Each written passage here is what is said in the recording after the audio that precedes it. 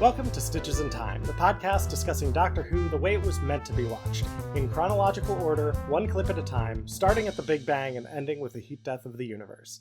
I'm Becca, the Matrix Archivist, and I spent the last 13 years of my life meticulously editing the entire televised Doctor Who universe into chronological order. And I'm Dan, and I too carry around a horny horn.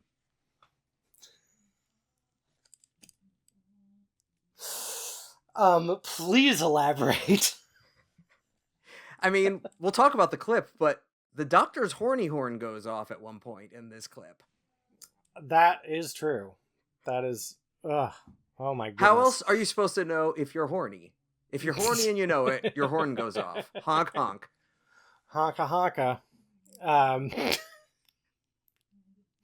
That's the noise I make whenever I'm horny, which is probably why you've never heard me say that, because I'm the author of Asexuality, the musical. Anyway, yes, unfortunately, our co-host Ben is sick, so they are taking some time to recover. And Dan, I guess you were booked as our guest today, but I guess that just upgrades you to you're co-host now. Yeah, guest co-host, great, just like the Tonight Show. Yeah, perfect. Hopefully this will leverage me into a competing Doctor Who in chronological order podcast on a different network. But we'll each have viewers, and there'll be no real hatred between us, but professional courtesy and all. So, yeah. Can I tell you something? There is a competing Doctor Who in chronological order podcast. Well, you got to get them on. Yeah, we have to.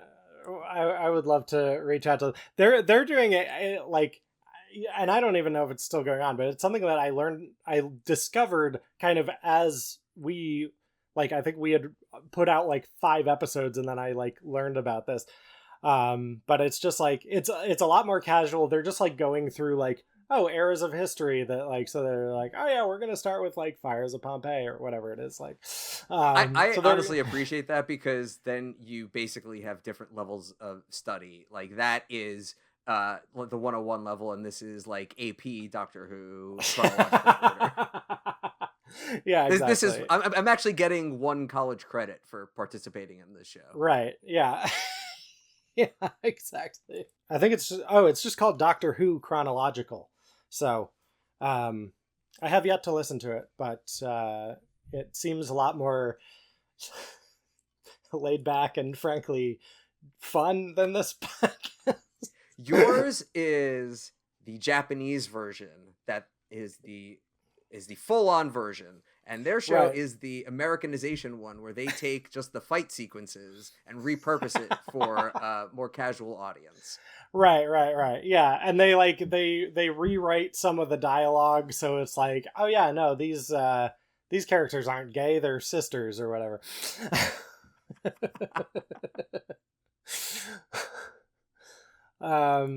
Anyway, all that to say, today we're talking about dinosaurs on a spaceship.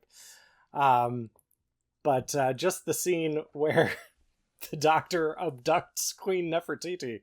Or maybe the scene where Queen Nefertiti abducts the Doctor. You think I'll just let you leave without me, huh? After what we have just been through. Yeah, you've got the Egyptian people to roll Queen Nefertiti. Because as someone who doesn't ever know what to say or how to act whenever a woman shows interest, I think the Doctor's on the back foot of this one. I think Queen Nefertiti insisted that I'm abducting you. Yeah, I think it's the 10th Doctor is, kisses a lot of people and is into it. There's interest there. I think I really identify with Matt Smith's Doctor a lot, because he spends a lot of time getting kissed and not really knowing what to do about it. Because that was a lot of my life as an asexual man. It's just I mean, I'm enjoying it, but what? Huh? Well, in the heretical BBC edit, he is married at this point, so I can see why he's like, "Oh, I shouldn't do this. I am in a relationship with River." But True. we don't speak of the heresy on this show. Maybe on the other broadcasts they do. But yeah, I mean, even his relationship with River, I'm just like this, and I think because of the timey-wiminess, it's just like, yeah, he never really knows where he stands with her. And then, like, also it gets to a point where, like, she doesn't know where she's, like, you know, it's like... He was, weirdly, though, he was a wife guy before they were even married. True. Absolutely. So, I think it's a lot of that. It's like, you know, oh, Nefertiti, I mean, oh my. She is Pharaoh. So I did some, this is 1334 BC. This is one of the first one in a while that is not random, because the clip literally opens with the year on the screen. This wasn't even a challenge then. Yeah. So I really appreciate, who is it? Chris Chibnall that wrote this one. But it's been a lot of like unknown random number generator ones, like from the start of this podcast. So it's always nice when something slides in like this. And this is actually the third appearance of ancient Egypt in Stitches in Time. So, all right. What, 3? Like a pyramid? Whoa, conspiracy. Yeah, the first one was the Daleks attacking some ancient Egyptians in the Daleks master plan. And then there was a brief clip of Scaroth from City of Death communicating with his other selves through time, and that was the other ancient Egyptian that we've seen. So this is the first time we have an actual ancient Egyptian historical figure in Stitches, which is cool. Don't worry, the next time we'll see her won't be for thousands of episodes. That's so true. Oh my gosh. It is good though. Like, it is kind of cool though that like in this in the Stitches edit, we're sort of like up to like an era for a while, because like obviously like stuff before is often considered like antiquity, and then, you know, even before that it's just you get stuff like vague, like millions of years ago or whatever, but now we're getting into like ancient history that we have records for and stuff like that. So like I can imagine there's also going to be quite a long, you know, Roman segment, you know, after this. Yeah, there is. We had actually last episode was the all the scenes in Atlantis from the Time Monster, Third Doctor episode. The historical city of Atlantis. Yeah, the one that definitely everybody knows about, and only sank to the bottom of the ocean after they messed with Kronos with a crystal. This is all archaeological fact. Yeah. This might as well be school right now. Yeah, basically. Yeah, and so I do think that's cool, because now we are getting into the actual like history, you know, that we know, and I think kind of starting around now we're starting to say, all right, now we're just going through Earth's history, and then I'm sure interspersed, you know, is a random like, oh yeah, this weird space adventure happened, and it, you know, happened to be 1147 or whatever. Yeah. Yeah, the invasion of the Gubalgach happened at the same time as the ancient Egyptians. Ah, of course, yes. I think I just described Stargate by accident. Yeah, I think the Gubalgach is definitely seems like one of the Goa'uld. I just started watching Stargate like a year ago. I was just like, and not even for a reason. I just was like, I'm gonna get into Stargate on my own. You don't have to have a reason, yeah. Yeah, and you know, surprising. I'm like pleasantly surprised by how much I'm enjoying it. One of my favorite pieces of movie trivia is that I believe Stargate was the first major motion picture to have a website. Really? If I'm remembering correctly, yes. Oh my gosh, that is interesting. That's really cool. That makes me feel as old as ancient Egyptians because I am turning to dust. Mm-hmm. Yeah. If you're just listening to the podcast, I'm literally seeing Dan crumble into dust, Imhotep style. No! I shall return in an inevitable sequel. Yes indeed. Or like that guy from Sleep No More. Oh god. Don't worry, we don't have to talk about Sleep No More for please don't invite me on for those episodes. It's probably one episode though. It's pretty much all the same time period. Yeah. It's one. This is one. Yeah, I should have put Sleep No More here because sand. I don't know. No, it's fine. Everything's fine. Anyway, we're spending a lot of time. We'll put all of Star Wars here too. I think I've mentioned this on the podcast before, but one of my secret hopes is that like a long time ago in a galaxy far, far away just means like, maybe 70 years ago. Like, just, yes. I'm hoping we get enough sequels so they start going a short time ago in a galaxy far, far away. Well, because there was only one long, but there's two fars, so it's definitely far, far away. But you're right; it's only long. Yeah. Like we'll give them the benefit of the doubt. 150 years. Yeah.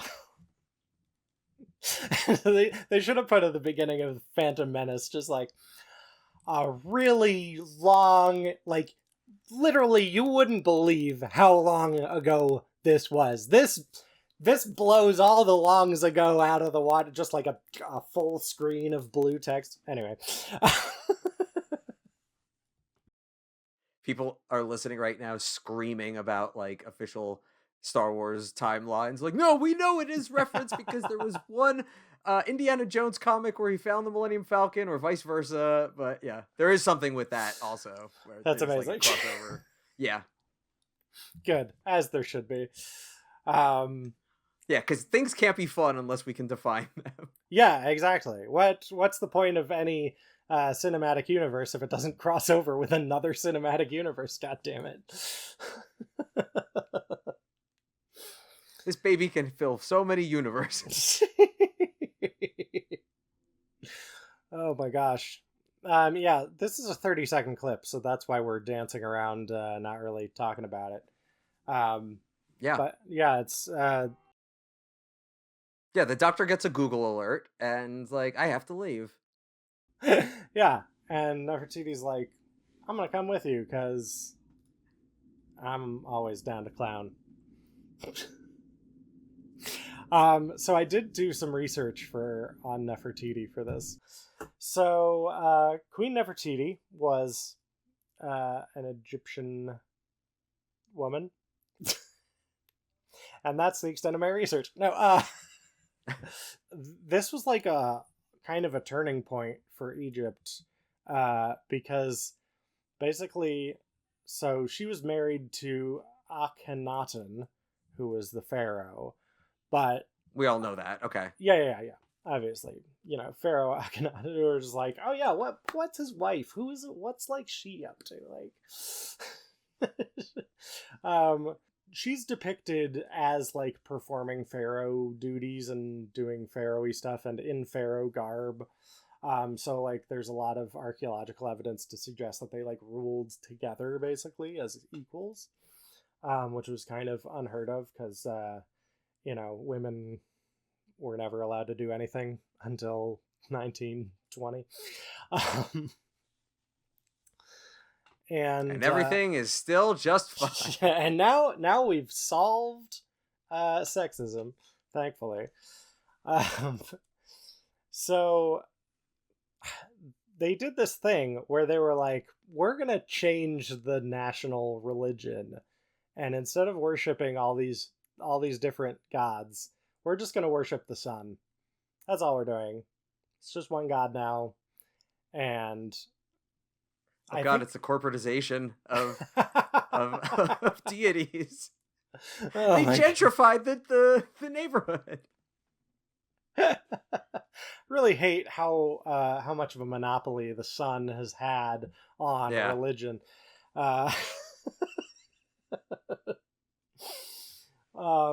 But so I think this was like a pretty unpopular thing, but they like just did it and pushed through and whatever. So, and there is some like speculation about maybe she did like disappear, because there's not, I haven't done a ton of research into this, but like apparently after like their rule ended, like basically nothing is like written about her after that. It's like all of a sudden like so it's kind of, there is this like mystery about like, did she, I mean, like, it's a Stargate again. It's we a know Stargate. what happened. Yeah, it's the Stargate. Yeah. She fell into she fell into the Stargate, and you know, was then having like kick-ass adventures on the other side of the universe. Yeah, I love this. Coming soon, Stargate edited into chronological order, which is probably not that hard. There's a little bit of time travel, but it's fine. Anyway, like the fact that she leaves with the Doctor in this scene and doesn't return is like Doctor Who addressing that kind of like, Queen Nefertiti like weirdly disappeared, which I really like, because I feel like usually if Doctor Who goes back to like address a weird like, you know, historical mystery or whatever, it's like they make a big deal about like, right, oh yeah, the Daleks chased all the crew off the Mary Celeste or whatever. But this is just like no, this is just the cold open to an episode about dinosaurs on a spaceship, because why not? Unless that entire B story got cut for time. It's like, we got to fit these dinosaurs in. You know, like we got David Bradley coming in for an episode. Don't worry, we're auditioning him for something else. Don't worry about that right now. But yeah, I really like the idea that like Chris Chibnall was like, what if I wrote an episode where we like deal with like Queen Nefertiti's disappearance and like explore like, oh, maybe there could have been like some, you know, Doctor Who-y sci-fi reason for it. And Stephen Moffat was just like, dinosaurs on a spaceship, please. And it was like, well, I think if I'm remembering correctly, this episode is basically they filmed the first draft. I don't remember if it was a technical thing. Yeah, I might be misremembering, but I'm pretty sure it was this episode where it's like, aside from a couple of things, I'm pretty sure that this was like Chibnall's first draft that they ended up like filming for it. So fun as that is, it's like, it would be hilarious if it was like a page one rewrite for it, but it's like, this is the one episode where it's like, no, I think this is like exactly, but yeah. Oh my gosh. That's really interesting. I did not know about that. Dan, how do you feel about Dinosaurs on a Spaceship as a whole, as an episode? It's fun. It's weird. I didn't watch the whole episode for this recording, so it's been a little while, but it does feel like an episode of two halves, where like the first part is the rompiness of the dinosaurs, and then the second part is with the David Bradley's character and stuff like that, though. But like, you know, like, it's funny watching Rory's dad on a dinosaur. Like, it's silly, but like, sometimes silly is fine. Like, that's really, like, I mean, that's true in life also, but yeah. True. It's definitely not like one of my, like, oh, I feel like watching a Doctor Who episode, you know which one I'm going to sit down and watch. But it's like, if I were to put on like a stream of ongoing episodes and like that one were to come on, I'm not going to be like, oh, not this one. Like, you know, like perfectly serviceable, good one to have on while doing laundry. Yeah. Episode. Yeah, that's more or less how I felt about it. I liked it. I liked it more than I disliked it. But yeah, I feel like a lot of people have like weird problems with this episode that I don't really understand. Because people are afraid of whimsy. Whimsy. True. And boy howdy does this episode deliver on the title. It would have been cool had the dinosaurs been like not so much anthropomorphic, but like if they'd been like intelligent and like driving the spaceship, which reminds me of like a 90s cartoon called Dinosaurs that I only remember the theme song for because it just went Dinosaurs but yeah, it was like in that era of let's turn something into a superhero team so we can sell the toys, right, peak yeah. early mid 90s kind of good stuff. My favorite of those type shows that wasn't like a super mainstream hit, SWAT Cats. I'm not going to go into my little like diatribe, but it was like way better than it had any right to be, and it had a really good Super Nintendo game. Dan, we're talking about 30 seconds of Doctor Who. Please go on a diatribe of unrelated content. All right, so yeah, SWAT Cats were these two cats. Is like a cat, and I think there was a dog. People in the city too, but they were like mechanics, and they had like a fighter jet and these cool things, and they were just like vigilante superheroes. And the animation was amazing. Like I just saw a YouTube thing about it a couple weeks ago, which is why I even remembered the fact that they were mechanics. But like they were talking about like it was Hanna-Barbera's attempt to kind of cash in on Batman the Animated Series and go like for not only like a little darker, but also like really good quality animation. And they only spent the money for 2 seasons because it was just like too expensive and the toys weren't selling well enough. But it was a cool show. So, oh wow. I guess producers of SWAT Cats, if you're listening, hit me up for a reboot. We could toss some ideas around. Let's bring it Might back. drop the SWAT part or have SWAT stand for something, not, like, cop adjacent, but, yeah. But yeah. Ice Cats. No, it's shit. No. That's too soon. This has been SWAT Cat Minute. I'm gonna check out. The usual segment on Stitches in Time, a Doctor Who podcast. Look, this happens every time Dan is the co-host.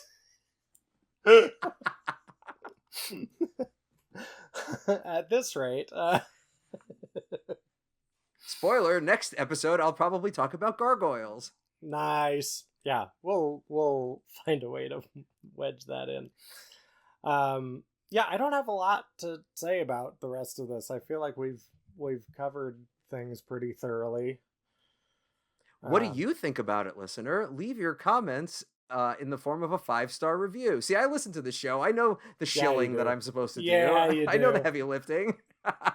I just listened to the episode of Good Chaotic where you where you pilfer that idea, which I love. Which episode was that again? I don't remember. I've been catching up lately. It was like... Oh, yeah, I do. Okay, yeah, it was a couple episodes ago, I think. Yeah, okay. Yeah, I forgot that because that was like a real quick gag. Having edited all the episodes, they like... Oh, yeah. I've listened to a lot of the show. Yeah. And I know that, like, also, at least for me, just like, once I've edited something and like my brain moves on from it and I just wipe it from my memory, so I'm just like, No, thankfully, editing has helped me re-listen and catch things, especially since I'm GMing. So it's been like incredibly that's huge, actually. That's awesome. Stuff. Yeah. I did for a while, and we're talking about continuing the campaign, but I was doing a D&D homebrew thing that I was running, that I was DMing. Not for a podcast or anything, just like with friends. But I asked, what? How dare you not churn out for the content line? I know I'm the worst.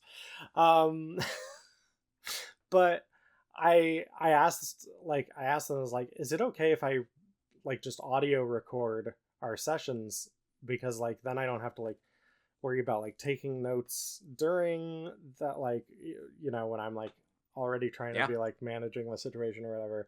And it's like, it's helped me so much because I will like remember like key elements of like, oh yeah, I did, or if I had an idea later and I'll be like, oh wait, no, I said something earlier that contradicted that.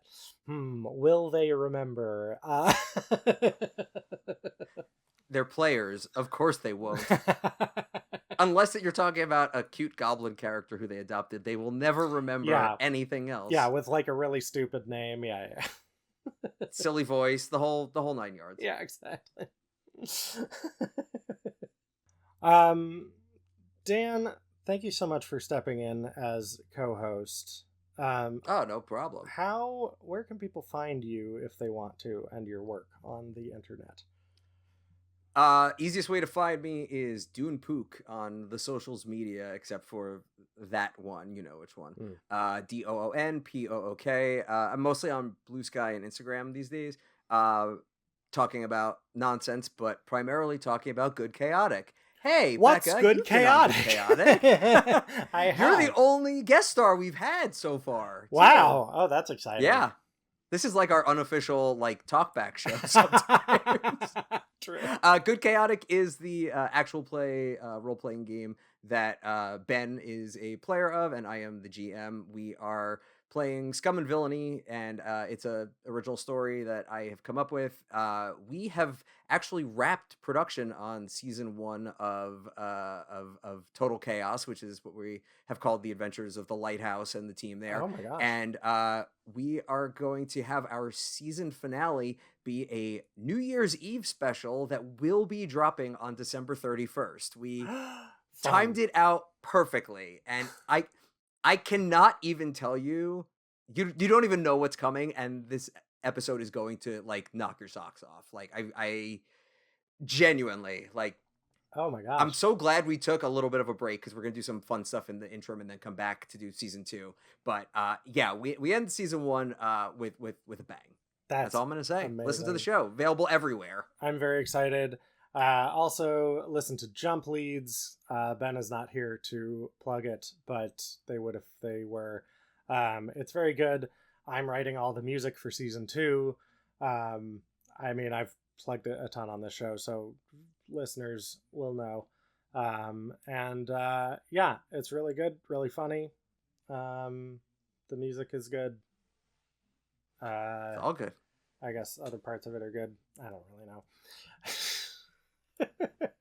You've just been listening to the isolated audio of just the music. Yeah. I have that. I just have that on loop of all the music I've heard. So thank you very much for listening, and I hope you'll all join us next week, listeners, for The Caretaker. Jazz hands! Jazz hands! Thanks for listening to Stitches in Time. Music by Becca McGlynn. Art by Mandy Oquendo. Logo by Ben Paddon. Produced by Becca McGlynn and Ben Paddon.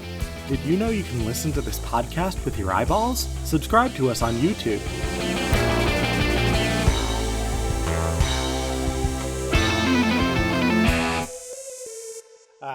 If you're happy and you know it, clap your hands. And you do one. If you're happy and you know it, clap your hands. Great. It's weird not having a third person. Okay. If you're happy and you know it, and you really want to show it. Thanks, Ben. Hold on, wait. I don't have someone within arm reach, a toy that I could have be Ben. So I'll just here. Wait, I'll just 12th Doctor Lego. Oh, nice. That's a good option. The only thing I have that's character shaped near me is my BB-8 Pez dispenser, which isn't really on theme for what we're doing. No, but really funny quick story. So forever, my mom kept buying me Star Wars Pez dispensers. She goes, for your collection. I go, Mom, you mean for the collection that you keep buying me Star Wars Pez dispensers? And like it keeps coming up every couple of years because it's like in her storage unit. And I'm like, Mom, as far as I'm concerned, those are your Pez dispensers. Have you ever bought a Star Wars Pez dispenser for yourself? No. I didn't have... I had Star Wars stuff, but I didn't collect Pez dispenser. Like, my mom probably picked one up at the dollar store once, and she goes, here, have it. And then after that, it was, your collection. Yeah. That's, my parents did this every few years. They always, like, they did this for, like, a couple of Christmases in a row. They were like, well, Becca lives in LA, so she probably doesn't have a lot of, like, cold weather clothing, so let's get her some, like, sweaters and jackets. And it's like, okay, thanks, those are just sitting in my closet, and you should basically keep those. I only wear them when I visit you. Right. Keep them at your parents' place, like that way you don't have to bring as much. But for some reason this was just like an idea that recurred like 3 years in a row, and I was like, you said this last year. I have plenty of warm weather stuff. This sounds like a Temu version of Inception. Like we can put an idea in someone's head. It could be anything. It's like a grab bag. I like that. We have no control over what the idea is, but we could put it in there. Well, what if it's something dangerous? Look, do you want the deal or not? Sorry, I've got it set to temporal news for you. Ooh, that's interesting. Oh, what is? Nothing. Not interesting. Not at all. Ooh, never been that excited. Welcome to Stitches in... Elocution. I am naturally a mumbler, so I'm just... if I were just doing this... Welcome to Stitches in Time, the podcast is because Doctor Who, the way it was meant. Yeah, no. This is going out to people who will listen to it. I mean, when we record the Good Chaotic, I have like a bunch of Post-its in front of me as reminders, and one of them just says enunciate, so I get it. You do enunciate well, so good job. Thank you very much, Becca McGlynn. You're welcome, Dan Peck. Dan Peck. Dan. I feel like your name would be a good vocal warm-up. I forever I've wanted my phone number to be Dan Peck because it's 7 letters. Oh my god! Yeah, that'd be amazing. Just find an area code that that number is free on, and you're good to go. Both people who call me will be excited by it. All right, here I know. Welcome to Stitches in Time, the podcast discussing Doctor Who? God damn it. All right. I could just use one that I've already recorded. I've done this 60 plus times. You've got the Egyptian people to wrong. Queen Nefertiti, they'll need reassuring after that weapon-bearing giant alien locust attack we just stopped rather brilliantly. Now I don't know where I put my phone. I just had it. Oh my god. My life is chaos. Maybe I never had a phone. Oh, I'm sitting on it. Put it there for safekeeping. This is like watching someone do an escape room.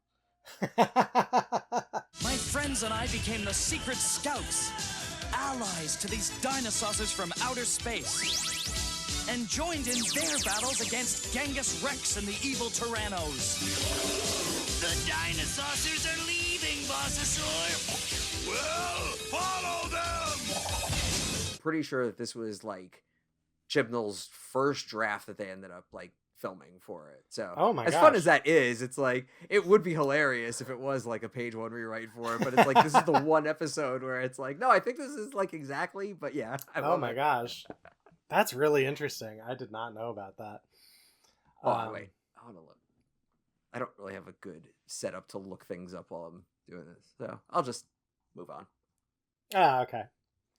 I will edit this, so it's all right, then I will. I'm not going to I knew you would. Yeah. No, it's cool. I'm not going to make the viewer watch me search for my phone for 90 seconds. Except at the end, after the end credits, of course. That's where all the stuff goes. I mean, the real, like, internet savvy way to do this would be make outlandish claims on the podcast and then get people to write, corrections in the comments or wherever. And then we can, engagement, baby. Yeah. I can't find it, so I'm okay. not gonna waste more time. All right. Well, if you, viewers, if you know a reason that Dan is wrong, any reason that I'm wrong, just go ahead and comment about it. If you have any critique of Dan as a person, or just... I won't take it well, but I'll be quiet about it, I promise. Like, on the inside, I'll be dead, but, I mean, it's fine. It's what I'm here for. It's fine. It's totally fine. Shit, they are totally gonna cancel my spin-off show now. Like, I blew it. I blew the audition. Oh my gosh. You're never gonna get this co-host job, Dan. And all of my problems would be answered. Oh my gosh. For the audio listeners, there were jazz hands. There were jazz hands. Yeah, there needs to be like, I know, maybe I'll put a sound effect for jazz hands, and just that can mean jazz hands. Okay, so here's the spot for you to insert it. Perfect. Wait, do it again. I want to try something. I'm doing it.